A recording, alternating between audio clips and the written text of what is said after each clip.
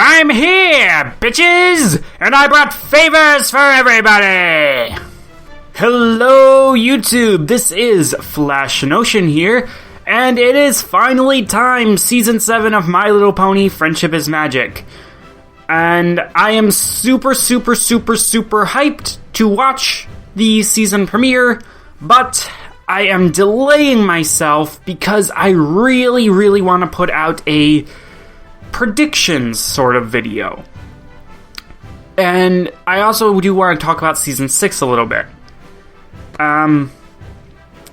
So to start out with, there are a couple things I know about Season 7. I know that in the very first episode, changelings are coming back, and I know that Trixie is going to be in one of these episodes in here, which is kind of weird. But I don't know too much about Season 7 overall. And one of the things that I find weird is that the first two episodes don't seem to be a two-parter. And that's never happened before in the show. I kind of like the idea of it, but at the same time, what the heck is going on with Season 7? MLP this year is going to be crazy because there's Season 7, there's the movie, and there's the Equestria Girls shorts. Which means that even though it's already greenlit for Season 8, and I have no doubt that it's going to get that Season 8, it's going to, I'm confusing myself here, though. But in all seriousness, this year is going to be crazy with MLP stuff, and I have no idea what's going on here. And the thing that I was wondering was, is Season 7 going to be a 13-episode season? I think I heard that rumor a while ago, but I don't know if it's true. And I would kind of like it to be true, so that way it could balance out the numbers a little bit. I am completely OCD, and every time I have to type in Episode 1, which is the even-numbered episode, it bugs me. But we're not here to talk about my complaints, we're here to talk about what do I want to see for Season 7. And there is a lot that I want to see. The first thing that I wanted, even before I knew it was happening, was I wanted the changelings to come back in the premiere. I wanted follow-up on what happened in the finale. Mostly because the fandom seems very split about the new changeling designs. One of the things that I've been wondering is, can they still change? Can they still shapeshift like that? Like they used to? And I really think that is a question that needs to be answered. Among other things, what is Thorax's new voice going to sound like? Is Thorax actually going to be a good leader? I just the other day read a fanfiction, a very short one, which dealt with the immediate aftermath of it and Thorax trying to be a leader. And it was cute. It was really cute. He ended up being more of a father to the changelings than a king, really. And I like that. I wouldn't mind them going that route with the real show. Other things that really I want to see, I don't want to see Chrysalis come back too soon. If she were to come back in the premiere, too soon. No, we just saw her. The reason why this season finale, or the last season finale, worked so well is because we hadn't seen her in 4 seasons, and so it was kind of believable that she could have constructed this grand plan of revenge, and she almost won. And it was believable because we've had that 4 seasons for her to prepare. So if we were to see her again so soon, it wouldn't feel as right. Unless she was acting completely insane and just off the hinge. But I don't think that's the route they're going to go with her. I would actually like for Chrysalis to show up as a repeating antagonist in a couple of episodes here and there. The big thing, one thing that I really want to see is Chrysalis's past and the past of the changelings in general. I had an idea for if they wanted to put this in the middle of the season, they could do the musical episode based around it. And have, a progression of songs. You start out with, the generic song that musicals always have in this show. But then, like, Starlight, it focuses on Starlight, and she finds Chrysalis, like, crying in the woods because her life has all gone to crap. And so when she does that, there's a short little scuffle there, and then Starlight just kind of sits down and she's like, you know what, tell me your story. Why are you like this? Why are you so evil? And so we have the flashback, and we get a song that is kind of like Midnight in Me, in which she's like, I don't want to be evil. Chrysalis, I mean. And then from there, we move on to a song more like The Moon Rises from the fandom, which is a fine, then let me be evil. And then from there, we go on to the full-on villain song, which my favorite villain song is probably Under Our Spell from Rainbow Rocks, and yeah. Right there, you're guaranteed at least 5 songs because you gotta have the reprise at the end. Musicals normally have, 6, 7? So, but I feel like it would be a really cool thing to see Chrysalis's past in that arc. Now, Season 5 and Season 6, they have been so good. MLP has gotten so good. You go back, you watch the pilot episodes, it's like, what the hell am I watching? This doesn't even feel like the same show. But in a good way. It's not just that the characters have grown and the art has evolved, it's that the show has become its own world. And it's crazy, really. Season 5 was the season of Cutie Mark magic. And then Season 6. Season 6 has 2 titles to me. It's the season of shipping, because everybody gets shipped with everybody this season. And it's the season of adventure. And, in my opinion, it has some of the best episodes of the entire series. And a while back, I kind of wanted to do a video of ranking every episode of Season 6. I never did that. Let me go over a few of them right now.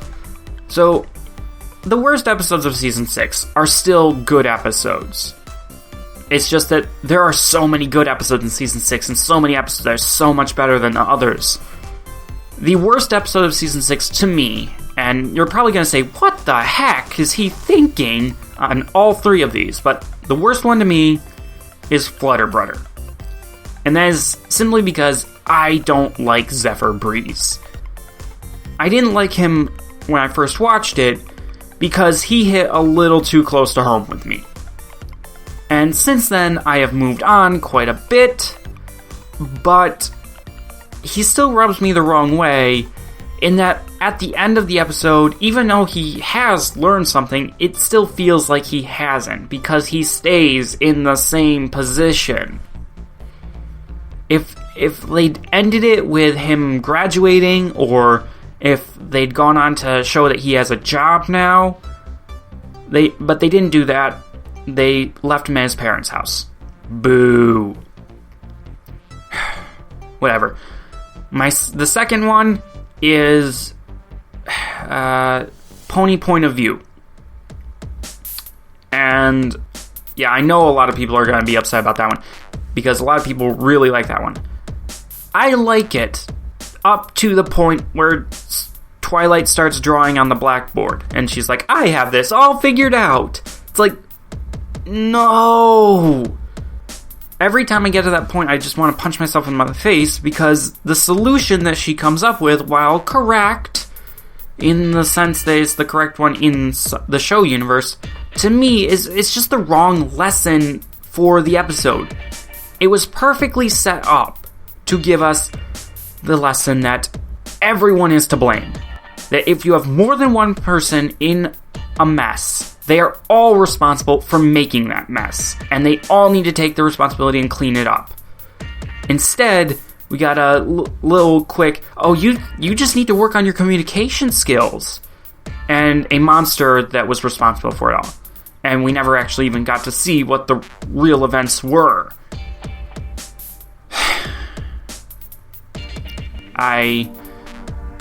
The episode ending just frustrates me to no end, and that makes it hard to watch. The third not as good episode is Gift of the Maud Pie. Wow, I think I can actually hear your screams of frustration there. But in all seriousness, the episode it's okay. I personally like Spice Up Your Life a little bit better for a Rara Pie episode, but Gift of the Maud Pie was pretty good too, and it had Maud in it. Maud is cool, but the ending of that one as well had a problem, a big problem. The scene where they are getting the cannon back. They basically threatened the guy. It was never actually stated, but it was implied, heavily implied, that they were threatening the guy, that they were gonna hurt him if he didn't give them the cannon back. And that is not the correct thing to be showing kids. Of any age, actually. Like, I was about to just add on there that I know that the kids who have been watching this right along, they're probably all grown up by now, more or less, but no. Even if they're, like, 16, 18 years old, no. No. Implied threats of violence are not the way to solve a situation, no matter what. Rarity would have been perfectly capable of charming that guy into giving up the cannon. Should have been, I should say. She should have been perfectly capable of it. And while it might have been manipulative, even that's better! Because, as Rarity herself has said in Season 5, everyone likes a compliment. So, even if you're doing it to manipulate them a little bit, you're at least making them feel good? Come on. Whatever. Let's move on to the episodes that I really, absolutely love. My top 3 for the season. In third place is Dungeons and Discords. I don't think I really have to explain this too much. I'm a huge nerd. I've played D&D games before. I really empathize with Spike all the time, and I love Discord as a character. He's kind of like Deadpool. He's the unapologetic jerk that you just can't help but love because he's so funny. And while I would like Discord to mellow out a little bit, and I feel like he has, mostly because of this episode, I don't want Discord to change too much. Speaking of Spike, though, he had a really good run in Season 6. Him and Fluttershy, they both had just a really good run through all of Season 6, and I want them to continue with that in Season 7. If they reverse it, or if they flop on it... But, like, Spike only had one moment in the entire season, to my memory, where he was actually treated badly, and that was in Episode 7, when Rainbow shut him in her suitcase. And that was just a one-off funny gag. It was actually funny because Spike was great the rest of the season. He was standing up for himself, he was doing awesome things, especially in my number 2 episode, Gauntlet of Fire.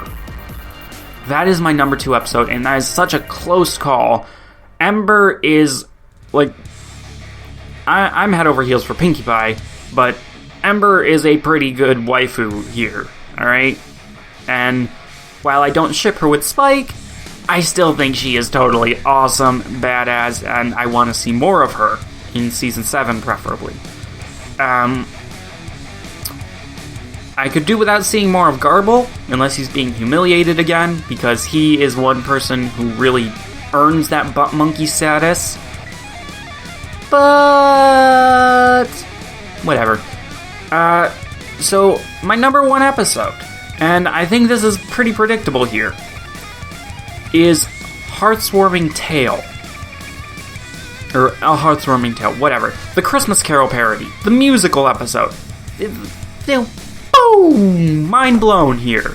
That episode, so good. I have a separate playlist on YouTube entirely consisting of people's reactions to that episode because it is so good. It is my favorite episode of not just this season, but my favorite episode of the series overall. It does the musical numbers perfectly, matching them to the characters, to the situations in the scenes, and it just shows a great condensing of the Christmas Carol story. I would have liked it a little bit better, though, if they had taken that entire episode and expanded it into a 1 hour, or rather 44 minutes, Christmas special to air around the holidays. I think they could have done that without too much trouble, especially because they scrapped an entire scene with Discord as Jacob Marley. And wow, that would have been incredible to have that. But what we did get is still amazing. And obviously the best part of it is Luna's future. That song. That song is it's the only song in the entire freaking series, including Equestria Girls, that has not one hint of levity to it. There's nothing humorous about the lyrics. There is nothing upbeat about the music. It is pure darkness. And that is something that the show does not do very often at all, and I love it. To say nothing of the fact that the singer was a Broadway singer and she sounded amazing. And Luna's design was so creepy there. I could gush about A Heartwarming Tale for a while. But the point of this was to get that over with and then talk about Season 7. And I've been talking for almost 20 minutes, so I don't know how much longer I'm going to go, but I'm going to try to just think a little bit here. Oh right, the CMC. I want an episode in which the CMC are called by the map. Because we've had episodes now where the main 6 have been called by the map. All of them. Twice now. I'd like to see someone else get called. Someone else who is prominent in the show, who is capable of solving big problems, but who has played only a relatively minor role until now. I think that would be a huge step for the CMC, and it would be wonderful for them. At the same time, I do want them to have, normal CMC episodes with it, but I don't want them to be doing stuff like with Gabby again, where it's just like, there's this huge problem that the CMC don't understand how to solve. I think it might be better if, they had a purposefully stubborn pony that they were trying to deal with. Someone who didn't understand their cutie mark and didn't want to. Somewhere between, you had Diamond Tiara and you had Trouble Shoes, but they were stubborn, but they were also hurting, and they knew that there was a problem. I kind of want them to see someone who doesn't realize there's a problem, who is fine with how they are and how their life is, but they don't understand their cutie mark, and they're content, but they're not happy.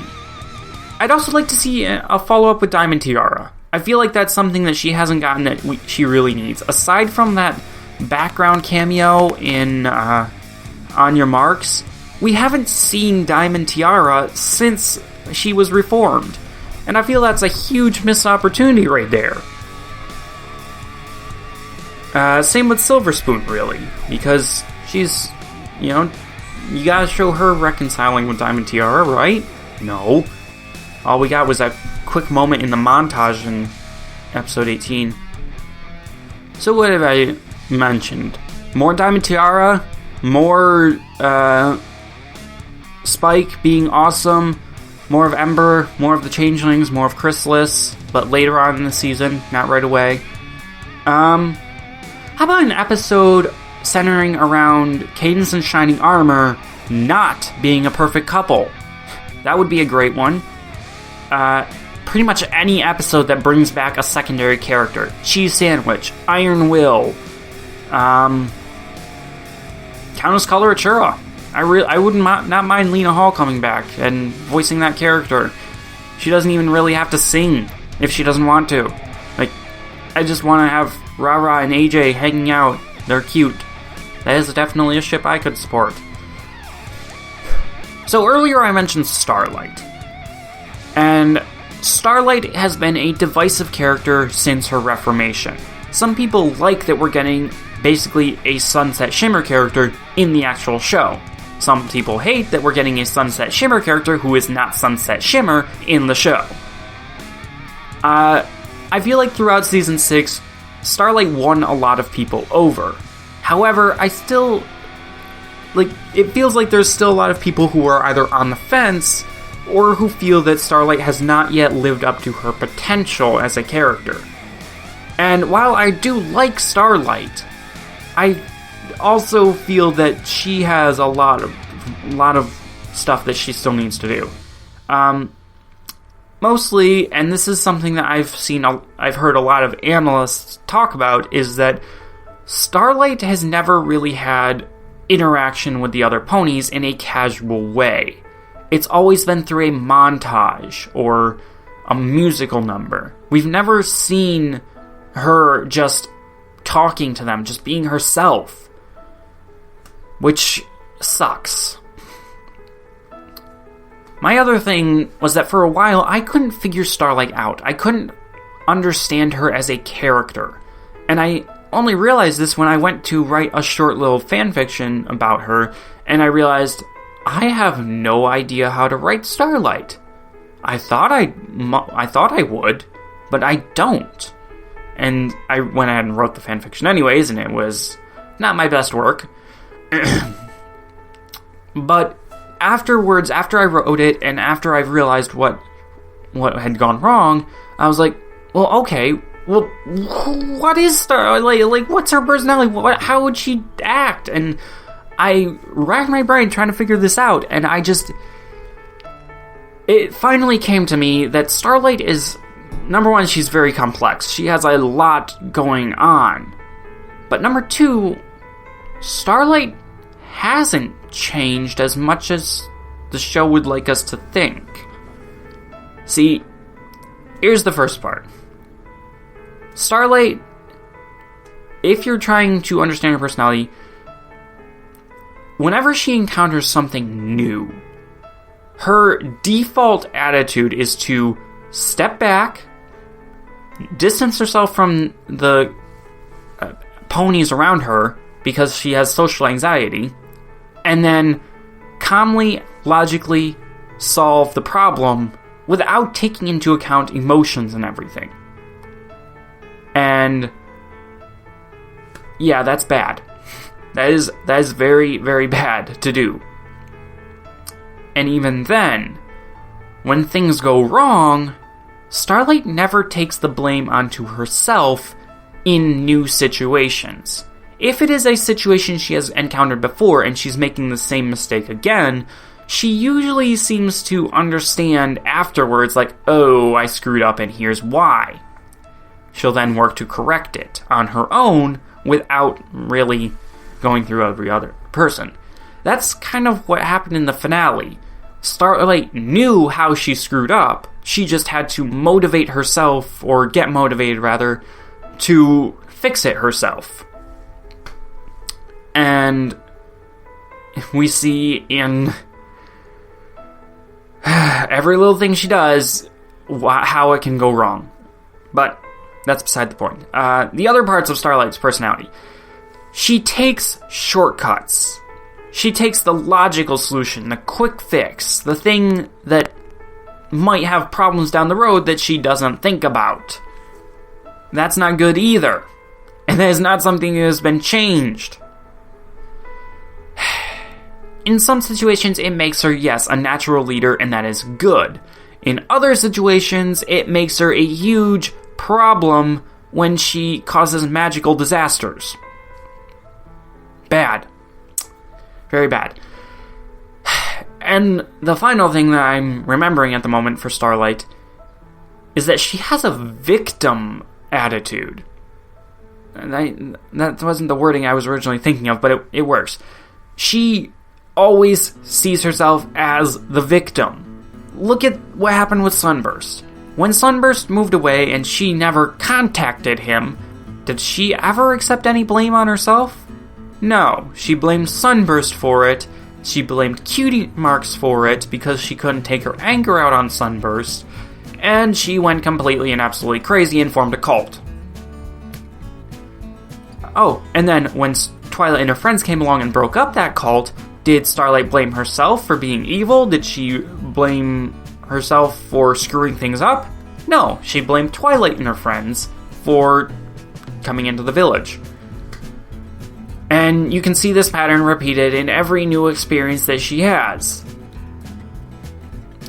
Here's where it flips on itself, is that when Starlight recognizes that she has screwed up, rather than playing the victim card, she just heaps so much not self-pity, but self-hate onto herself that it's almost impossible for her to function. Once again, see the finale of Season 6, not Season 5. So, in this way, Starlight can, if you go by that, Starlight, she's not impossible to write, but she is a very difficult and complex character that not everyone can get inside the head of. And I like that. But at the same time, I recognize that it's going to be difficult for a lot of people. And so, what I want for Season 7 with Starlight is I want them to take both things. I want them to take her strange and complex personality, and I want them to take the fact that she hasn't interacted with a lot of different ponies before, and I want them to put them together and give us episodes similar to No Second Prances, only instead of befriending Trixie, she's struggling to hang out with anyone and everyone. She's struggling with that, and we get to see her journey with that. I would like that. Hell, I would like an entire season of just that, because, I mean, face it, you got 6 episodes for the main 6, plus a 7th one for Spike, a follow-up with Trixie, of course, probably one with Discord, and maybe Thorax and the Changelings now, and the CMCs, which I've always said that Starlight would have made a great villain for the CMCs to go up against, because both of them are about cutie marks, but still, having her interact with them would be pretty cool. Having her befriend a griffin, or a different dragon, having her interact with Ember, or the other princesses, that sort of stuff would be great. And that gives me now a final thing to talk about, is the princesses. We got a little bit more of them in Season 6 than we have gotten with them in previous seasons. However, they have continued to be either useless or exposition machines. I would like stuff more like what the princesses did in Slice of Life. They were only there for 2 scenes, but they were 2 very memorable scenes. And wow! Just show that sisterly dynamic between the princesses. Show how awesome they all can be, as characters and as plot devices even. Just more princesses, I guess. Not in the Disney way, not in M.A. Larson way, but give us more time with Luna and Celestia and Cadence and Twilight. Especially Twilight, because she got basically no time in Season 6. But, I'm saying but a lot this review, this whatever this is. And I have rambled on for for over a half an hour, I think, depending on how much I cut out when I edit this. I hope you guys all enjoyed my ramblings here. I have no idea what all I've said. I've said a lot, I know that. But it is time for me to watch Season 7. I am really looking forward to this. I am so stupidly excited to figure out what's going on. I'll see you guys in my reactions. Bye!